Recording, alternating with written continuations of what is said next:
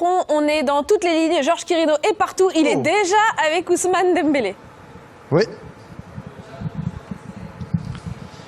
Effectivement, on est partout, bord terrain, on revient, c'est dingue, c'est vraiment bien la télévision. Avec Ousmane Dembélé, effectivement, de retour sur pied, qui a joué aujourd'hui. Tu as retrouvé le terrain, Ousmane. Tu t'es senti comment, tout simplement?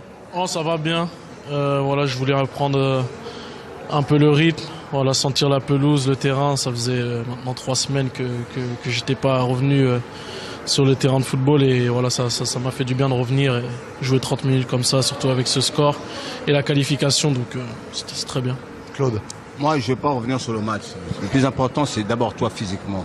C'était très très important que tu prennes ton temps, tu reviennes parce que cette équipe-là va avoir besoin de toi dans le futur, tout ça. Donc c'est pour ça que tu as vraiment pris ton temps avec le coach. Vous avez dit le plus important, c'est les matchs à venir. C'est ça. Après la blessure, après la Ligue des Nations, j'avais parlé aussi avec le staff. J'ai dit que j'allais prendre mon temps avant de revenir. C'était pas une blessure importante, mais il fallait prendre son temps, que ça cicatrise bien. Et comme ça, je reviens frais. Et puis voilà, ça m'a fait aussi du bien de couper et de revenir frais. Surtout que là, les matchs importants, ils vont commencer. Dernière question. Je suis content maintenant que tu marques les buts. Je te rappelle, on avait discuté la dernière fois, je savais dire quoi. Il faut que tu passes ce cap-là. Ils ont besoin de temps dans ce cap-là. Maintenant, ils vont savoir gagner des matchs sans toi des fois parce que c'est important, parce que tu ne peux pas tout faire. Et quand tu es là, c'est important. Tu vois le niveau que ça fait énormément de différence parce que tu es un buteur, tu as les 2 pieds. Même moi, je n'avais pas les 2 pieds. Donc... Si, t'as les 2 pieds. non, mais sincèrement, c'est félicitations parce que tu as dû travailler beaucoup. Et je suis très très content que tu es devenu efficace devant le but. Et c'est important, continue. Ouais, merci. Ça fait plaisir en tout cas. Voilà, j'ai bossé, j'ai travaillé. Cette saison, ça a été une réussite pour moi, surtout personnellement.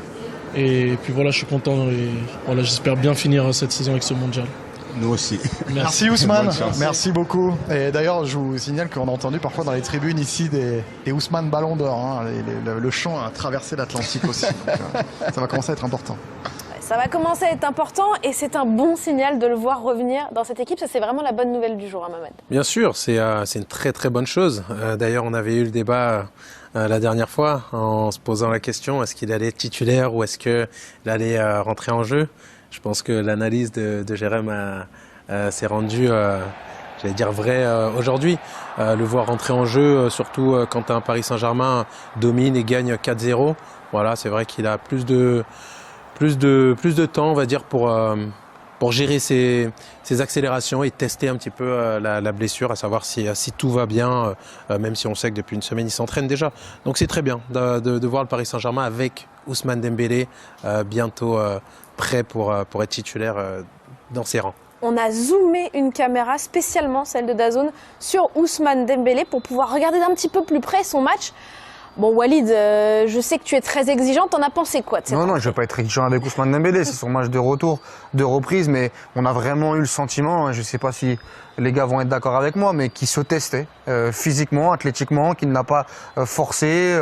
Il a délivré des passes à Kvaratskhelia ou à Barcola. Il a fait des choses assez simples pour véritablement se remettre en jambe. Maintenant, moi, la question que je me pose, et je vais me la poser jusqu'au prochain match, c'est est-ce qu'il est en mesure de démarrer un match de très très haut niveau? Quand je vois un peu sa rentrée, j'en suis pas sûr. Je comprends mieux pourquoi Luis Enrique ne l'a pas fait démarrer, parce que je le sens pas encore, et c'est logique, à 100%. En tout cas, c'est pas le Ousmane Dembélé qu'on avait laissé avant sa blessure. C'est Jérém qui avait vu juste le fait de... une reprise en douceur pour Ousmane ce soir et pour...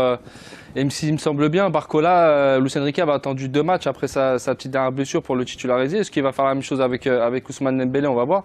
Mais c'est sûr que c'était une reprise en douceur. Paris menait déjà 4-0, donc tout était au complet pour rentrer dans ce match assez tranquillement et prendre du plaisir. Est-ce que quand tu vois cette entrée, Benoît, tu es optimiste ou au contraire de Walid, plutôt pessimiste sur ce que ça pourrait donner, même dans l'impact physique face au Flamengo ou Bayern en quart? Je pense qu'il est capable de hisser son niveau de jeu au niveau de ces 2 équipes, évidemment.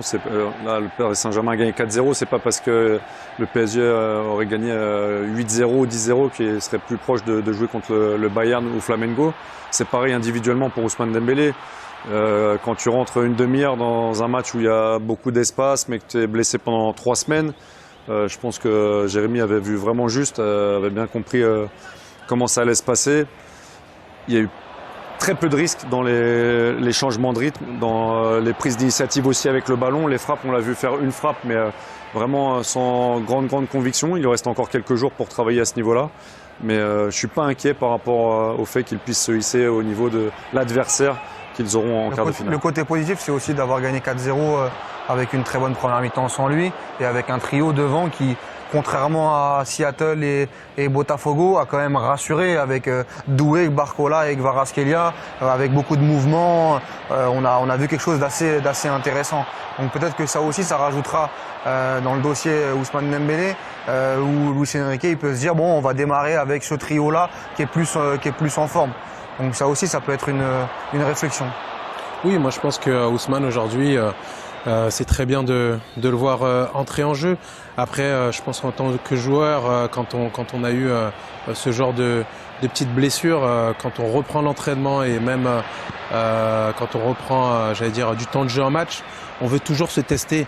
Quand c'est une déchirure, moi pour ma part, quand ça m'est arrivé, j'étais toujours un peu timide parce que tu as toujours cette crainte-là de dire que le muscle il peut encore lâcher.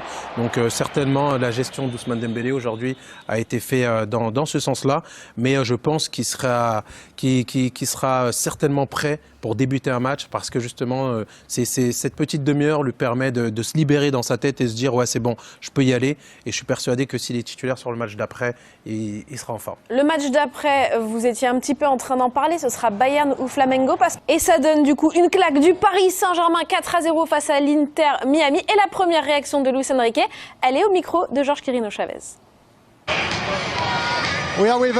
On est avec Luis Enrique.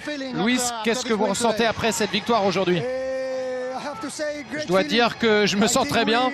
Je crois qu'on a débuté de manière presque parfaite ce match. On a contrôlé la partie, on s'est créé beaucoup d'occasions et je crois que on a été excellent en première période. En seconde période, on avait moins d'énergie, ça a été différent. Mais je suis très heureux. Avant le match, vous m'aviez dit que les sensations étaient bonnes avec Dembélé et Barcola cette semaine. Est-ce que vous êtes heureux? Je suis ravi de tous les joueurs, avec la mentalité, avec l'attitude qu'ils ont eue. Et je crois que nous avons besoin de continuer à nous améliorer comme toujours, parce que c'est ça le football professionnel, mais je suis heureux. Merci. Continuer à s'améliorer match après match, mais c'est à se demander finalement quand il y a une telle démonstration, quel sens on peut lui donner, quelle signification. Je vais d'abord poser la question à Georges Quirino qui est en compagnie de Claude Makelele. Messieurs, pour vous, elle signifie quoi celle-là? Ah oui. Bah Claude, elle signifie quoi cette victoire et cette attitude parisienne aujourd'hui? Non, très professionnel. Depuis le début de la compétition, ils doivent rester professionnels. N'importe quelle équipe qui doit rencontrer le Paris Saint-Germain, ils doivent être supérieurs à eux. S'ils doivent gagner 5-0, 6-0, ils doivent le faire pour démontrer qu'ils ont atteint un niveau supérieur en gagnant la Ligue des Champions. C'est très important qu'ils gardent ce niveau de concentration, comme il l'a dit l'entraîneur Luis Enrique. C'est très important d'être professionnalisme et faire les choses jusqu'au bout. Ouais, effectivement, et on a vu même dans les changements derrière Ambre la même implication. En tout cas, il était vraiment heureux, Luis Enrique, quand on l'a croisé tout à l'heure. On l'écoutera certainement à nos côtés avec Claude dans quelques instants. Dans ce match, William Pacho est en compagnie de Georges Quirino et Claude Makelele. On vous écoute, messieurs. Exactement, avec William Pacho. Je vais faire la traduction en espagnol, même s'il m'a dit, je comprends le français un peu. Un petit peu, alors on va le faire en espagnol. Claude, tu as une question, je vais traduire. Bueno, felicidad primero. Félicitations. Contento de tu progresión, porque yo estaba mirando cuando tú llegaste en Paris Saint-Germain. Depuis que tu arrives à Paris. No sabía quién eres tú. Je savais même pas qui tu étais. Me sorprendí mucho. Tu m'as vraiment surpris. Estás aprendiendo con Marquinhos. Tu apprends beaucoup avec Marquinhos pour avoir cette expérience. Qu'est-ce que tu penses de ça? Ouais, depuis que je suis arrivé, l'équipe a été incroyable avec moi. Cette intégration a été très facile parce que c'est une équipe très jeune qui m'a toujours aidé, qui m'ont fait me sentir très bien. Marquis, tous les autres m'ont aidé pour que je puisse bien m'intégrer dans cette équipe. En dehors et sur le terrain, ils me soutiennent toujours. Quand je suis un peu moins bien, ils me soutiennent.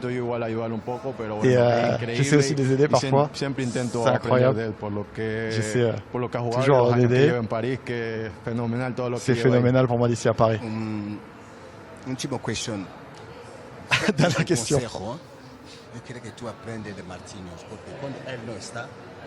Il faut que tu apprennes de Marquinhos parce que quand lui ne va pas être là, tu vas devoir prendre la responsabilité. C'est très important.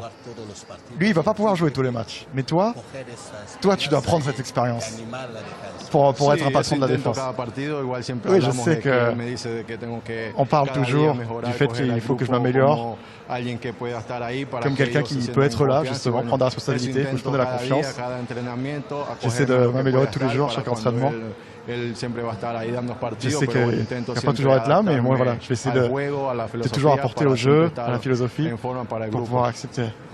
Bueno, gracias, Pacho. Y lo que nos gusta es que siempre tenés esta sonrisa. Tu as toujours ce sourire. Merci, William. Muchas gracias.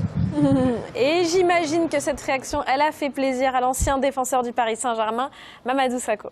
Évidemment que ça fait plaisir de voir un Pacho avec le sourire, de voir un Pacho taille patron aujourd'hui, comme on l'a vu très souvent cette saison.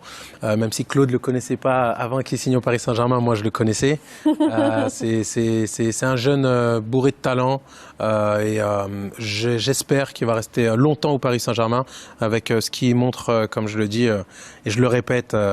Il me fait penser à un petit de banlieue, on dirait qu'il vient du 9-3 avec ça. Vous allez recommencer avec la goutte d'or. Ah oui, c'est comme ça, toujours, on garde toujours cette touche-là. Et je sais que ça rend fier les Parisiens et toute la banlieue. Donc voilà, avoir des joueurs en fait qui jouent avec le cœur, avec cette hargne, on en a besoin à Paris. Bien sûr avec la finesse technique, des milieux de terrain, Vitinha, etc. Mais toujours avoir des guerriers sur le terrain, je pense que c'est important et ça représente la capitale. Et on est en direct, les amis. Bradley Barcola est en train de nous rejoindre. Salut Bradley. Avec tonton Claude évidemment, toujours bien salto au milieu avec nous. Bon, déjà qualification avec la manière aujourd'hui. Tu étais sur le terrain, t'as commencé, tout s'est bien passé aujourd'hui, non Bradley? Ouais, non, tout s'est bien passé, hein. On a bien commencé le match, on a réussi à marquer rapidement, on a su imposer notre rythme et ça s'est bien passé. Claude? Mais je te vois de mieux en mieux. Tu te rappelles, on avait parlé de ça. Ouais. Exceptionnel ce que tu es en train de faire. Continue, même si tu fais des erreurs dans la surface, c'est pas un problème. Répète. Ton coach il a insisté, tu te rappelles, il te disait pour aller dans l'espace. Tu es un joueur d'espace. Tu as beaucoup de qualité et tu dois revenir dans cette équipe-là titulaire. Pour moi, c'est très important parce que tu as une qualité exceptionnelle. Et je pense que ton coach il te dit la même chose. Ouais, c'est pareil. Donc, qu'est-ce que tu en penses de ton match en général?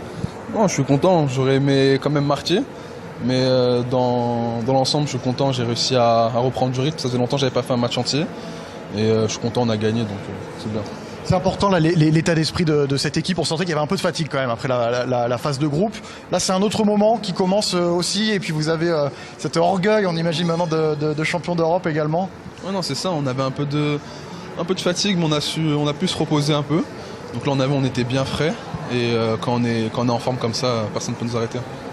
Vous êtes au complet maintenant, il y a même Ousmane qui est revenu. Effectivement, Claude disait, il y a beaucoup de rivalité. Il faut faire sa place là, dans ce PSG là. Ouais, non, c'est ça, faut faire sa place. Faut jouer les matchs à fond. Même quand c'est 20-30 minutes, il faut être à fond et voilà. Claude?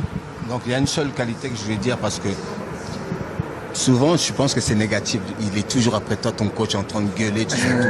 C'est parce qu'il s'intéresse à toi. Il veut que tu réussisses. Si tu l'écoutes, je t'assure que tu deviendras titulaire dans cette équipe. Et tu as les qualités pour faire. Et je te le souhaite vraiment. Ok. Merci, c'est gentil. C'est bien, il est motivant, Claude, quand même. C'est motivant, c'est gentil. Merci, Bradley. Merci beaucoup. Merci. Franchement, moi, j'aimerais bien, je sais pas quoi, avant chaque rendez-vous, on se parle avant. Tu me dis, vas-y, tu veux y aller comme ça. Tu me parles très très proche, tu vois, pour me motiver pour quelque chose. Il y en a tous besoin d'un Claude Makélélé dans la vie. Ouais, mais t'inquiète pas, Georges, Non, je crois que ça marche vu la forme dans laquelle vous êtes. C'est normal, il faut leur donner. Merci messieurs. Non, parce que on va continuer sur ce milieu oui, de terrain. Il y en a un qui est avec Georges Quirino et Claude Makélélé. C'est Luis Enrique pour la première réaction, messieurs. Exactement, avec Luis Enrique. Luis, on vous a vu toute la semaine avec votre équipe, effectivement, tous les joueurs pratiquement au rendez-vous. Vous avez travaillé les coups de pied arrêtés aussi hier. On a l'impression que tout a marché comme vous vouliez aujourd'hui. C'est quoi votre analyse de votre équipe en ce moment? Je crois qu'en ce moment, on a commencé le match de la meilleure manière parce qu'on a eu la concentration et la mentalité pour jouer dans les premières minutes notre football et je pense qu'on a mérité ce résultat à mi-temps et après c'était un match tellement différent parce que les résultats conditionnent à tout. Claude.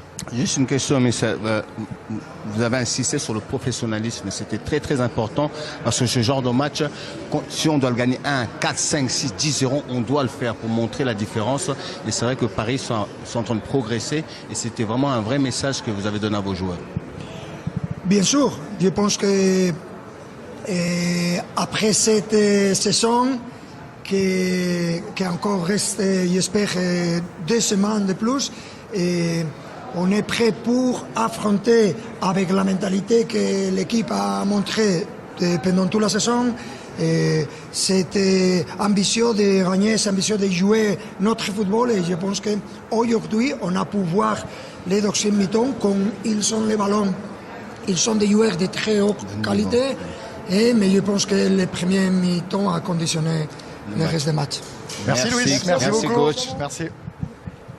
Joao, congratulations for this victory today. You told me yesterday that it was Vous m'aviez dit hier que c'était important de montrer que vous étiez une meilleure équipe que l'Inter Miami. Vous l'avez montré aujourd'hui. D'abord, merci beaucoup. Oui, je crois qu'on a fait un très bon match, même si nous menions 40-0, nous avons continué à jouer notre jeu et je crois que ça a été une référence positive. Vous avez marqué 2 buts aujourd'hui, alors que vous n'êtes pas attaquant.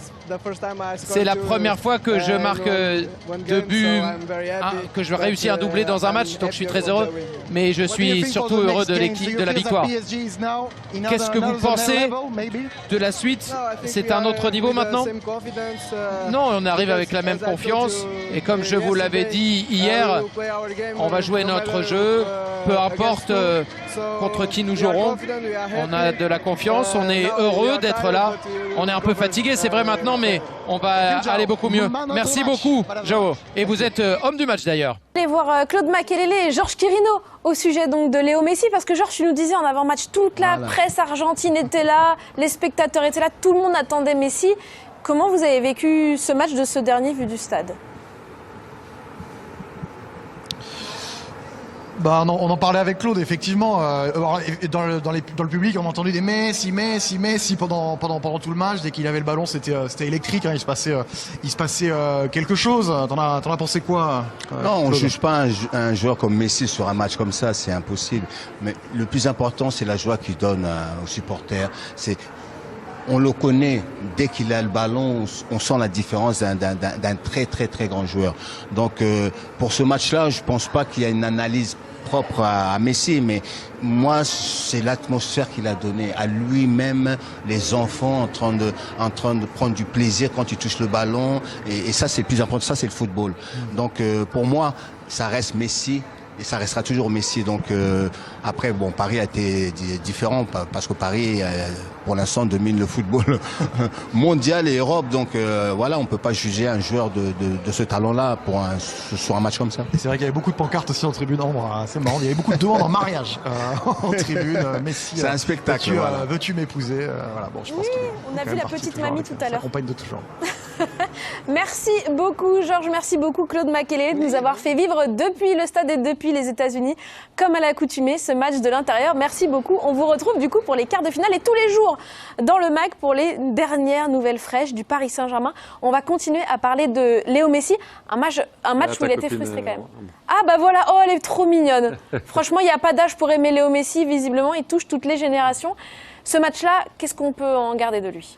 On l'a dit, le football, c'est pas du tennis, hein, c'est un sport d'équipe, c'est 11 contre 11, donc Lionel Messi, quand on voit ce qu'il y a autour de lui, on peut pas dire que par rapport au Paris Saint-Germain, ça puisse tenir en termes de niveau, on n'est pas surpris.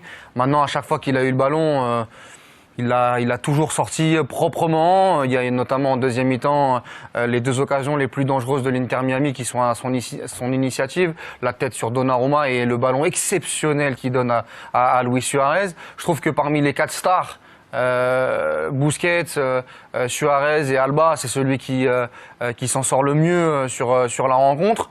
Maintenant, il y a aussi le problème, c'est que sans le ballon, Lionel Messi ne bosse pas pour son équipe et au très très haut niveau face au Paris Saint-Germain, c'est souvent très compliqué.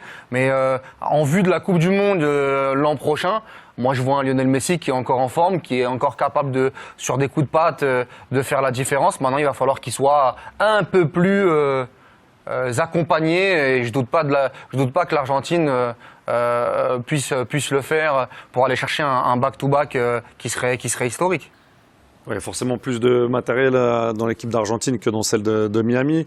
Son implication quand son équipe n'a pas le ballon, c'est pas nouveau. Oui. Mais je l'ai trouvé très juste dans ses choix. Dangereux même de la tête. Il s'est pas beaucoup trompé au niveau technique aussi dans la réalisation de ses passes, de ses orientations. Et effectivement, la passe qu'il met à Luis Suarez, pour moi, il n'y avait qu'un seul joueur sur le terrain capable de faire une passe comme ça, avec le bon dosage. Et rien que sur 1 ou 2 actions, voir le génie de Messi, c'est voilà, du plaisir. Sa compète, elle était déjà jouée avant ce match-là. Se qualifier pour les 8e de finale avec un groupe où ils n'étaient pas favoris, Palmeiras, Porto, battre Porto avec ce coup franc-là. Je pense que déjà, il a mis entre guillemets l'Inter Miami sur la carte de cette compétition. Maintenant, là, c'était beaucoup trop fort. Quand tu joues avec des joueurs qui, je ne sais pas s'ils jouent en fin de Ligue 2 ou nationale dans son équipe, c'est quand même très dur face à ce qui se fait de mieux en Europe. Après, la passe qu'il fait sur Luis Suarez, c'est une passe exceptionnelle quand même. Ouais, je suis d'accord avec toi.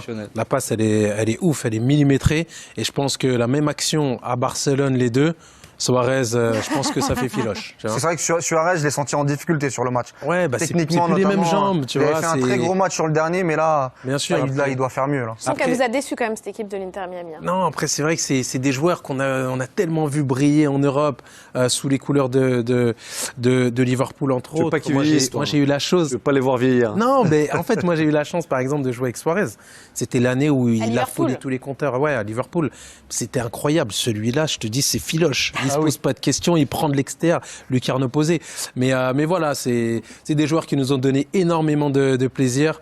Ils continuent d'ailleurs, voilà, avec l'âge, j'allais dire, qu'ils ont. Ils ont toujours cette envie de donner du bonheur aux enfants, comme le disait Claude Makélélé. Mais les jambes ne répondent plus forcément pareil. L'instinct, j'allais dire, n'est pas forcément au même niveau, mais voilà. En tout cas, toujours un plaisir de les voir sur les terrains. Et ils sont quand même arrivés parmi les 16 meilleures équipes au monde dans cette Coupe du Monde des clubs de la FIFA. Ils sont tombés face au Paris Saint-Germain, juste vainqueur de la Ligue des Champions. On va avoir un petit niveau d'indulgence pour cet Inter Miami et pour ce coach, Javier Mascherano, qui s'est exprimé il y a quelques secondes au micro de DAZN. Comment vous analysez ce match ?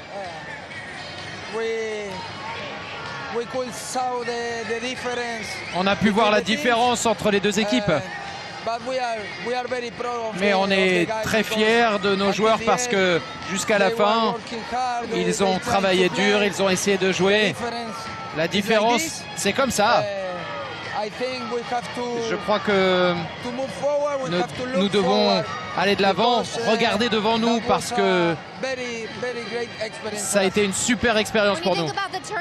Quand vous passez à ce tournament de manière générale, comment est-ce que vous le voyez pour l'Inter Miami ? Je ne sais pas, mais finalement, le plus important, c'est que on a travaillé difficile, on a bien joué dans ce tournoi.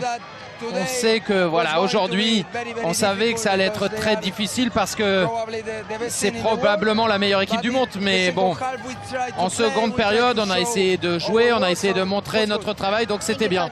Merci coach, merci. Ils ont essayé de travailler, ils ont essayé de montrer des choses, ils ont aussi essayé d'être les meilleurs ambassadeurs possibles pour la MLS. Ils l'ont un petit peu fait, Benoît. Ouais, c'est ce qu'on disait avant la rencontre. C'est une équipe différente par rapport à ce qui se fait en MLS avec beaucoup d'Américains habituellement. Là, il y a beaucoup de Sud-Américains. C'est vraiment des amis, une famille du Barça. Beaucoup d'Argentins aussi ramenés par Mascherano. Un type de jeu vraiment différent. Et ils survolent pas le championnat de MLS non plus, mais sur certaines actions, sur certains coups, que ce soit Luis Suarez, Busquets ou Léo Messi, peut ramener du génie et de la lumière dans un match un petit peu obscur, mais il y avait vraiment 2 classes d'écart avec le Paris Saint-Germain. Non, de toute façon, il n'y a pas à être déçu de l'Inter Miami, on n'est pas surpris, on le sait, que face au Paris Saint-Germain, ça allait être très très compliqué. C'est ce qu'on a eu ce soir. Et déjà de les voir en 8e de finale, c'était déjà une agréable surprise par rapport à ce qu'on en pensait en début de compétition. Ouais, une agréable surprise qui se finit donc ici, voilà, aux portes des quarts de finale pour l'Inter Miami. C'est donc le Paris Saint-Germain qui décroche son ticket. Quel sera son adversaire? Réponse ce soir à 22h, puisque celui qui le rejoindra en quart de finale sera soit le... Les gens ont la mémoire courte. Les gens ont la mémoire courte. Les gens oublient que Luis Enrique, c'est lui qui a renversé, c'est lui qui a fait une remontada incroyable avec le Barça. Quand le PSG avait laminé le Barça au match aller, je crois un score de 4 buts à 1, je ne me rappelle plus très bien. Mais je me rappelle de cette remontada de 6 buts à 1. C'était incroyable. Personne n'y croyait. C'était impensable. Luis Enrique, lorsqu'il était manager, sélectionneur du FC Barcelone, il avait fait. Il avait réalisé cette remontada hors du commun, cette remontada spectaculaire. Donc les gens, ils ont la mémoire courte. Ils oublient cette partie-là. Ils oublient cette phase-là. Alors Luis Enrique, c'est pas n'importe qui en fait. Luis Enrique, c'est un grand coach. C'est juste qu'il avait des ordres, il avait un cahier de charges. Il avait des obligations de gérer Kylian Mbappé quand même, parce que c'était lui la star de l'équipe. Lui, c'est lui qui a géré des stars. Il a géré Messi, il a géré Suarez, il a géré Neymar. Il n'a pas peur des stars. Mais c'est un coach qui aime la construction. C'est un coach qui aime la baballe, en fait, le jeu de la baballe. C'est un coach qui aime le jeu léché, en fait. C'est pas un coach qui aime que le jeu repose sur une seule personne. C'est un coach qui aime que le jeu soit homogène. C'est vrai, il est orgueilleux, c'est vrai. Parfois, il dit des choses, parfois, il se la pète un peu. Mais c'est parce qu'il est bon. Quand on est bon, quand on est fort, on a le droit d'être orgueilleux. Acceptez ça, les amis, quand on est fort, on a le droit d'être orgueilleux. Oui. Vous voulez créer du contenu qui captive, qui informe. Vous voulez partager votre expérience, votre expertise avec le monde. Vous voulez gagner de l'argent avec ce que vous aimez. Alors, ma formation, elle est pour vous. Cette formation, elle est taillée sur mesure pour vous. Dans cette formation, vous allez apprendre à vous lancer dans la création de contenu, à choisir le bon format, le bon support. Dans ma formation, on apprend à trouver sa niche. On apprend à trouver sa valeur ajoutée, sa proposition unique, sa cible idéale. On apprend plein de choses dans cette formation. Dans ma formation, on apprend à trouver son rythme, on apprend à planifier son contenu, à optimiser son temps tout en restant motivé. C'est une formation accessible à tous, que vous soyez expérimenté, débutant, voilà, que vous vouliez créer du contenu audio, vidéo, écrit ou multimédia. Cette formation, elle est pour vous. Vous devez absolument l'apprendre. Alors cette formation est flexible, vous pouvez la suivre à votre rythme, selon vos disponibilités, vos besoins, vos envies. Elle ne coûte pas cher. 150 € pour tous les résidents en Occident et 75 000 francs pour tous ceux qui résident en Afrique, 75 000 francs CFA seulement. Alors, qu'est-ce que tu attends? Souscris rapidement à cette formation parce que les places sont limitées à 50 places maximum et il y aura des formations chaque mois. Chaque formation dure 2 semaines minimum et 1 mois pour ceux qui ont du mal. Il y aura 2 semaines en plus de rémédiation pour essayer d'aider les autres. Alors, appelle ce numéro rapidement et surtout, écris à cet email pour souscrire à cette formation. Voilà, le numéro, je rappelle, 0467 81 59 18 précédé du plus 32. Donc, je reprends, plus 32 0467 ou alors plus 32 467 81 59 18 disponible bien sûr par appel et sur WhatsApp ou alors écrivez-moi tout simplement par mail pour souscrire à votre formation. Donc, je vous attends nombreux et les places sont très limitées. Donc, à très bientôt.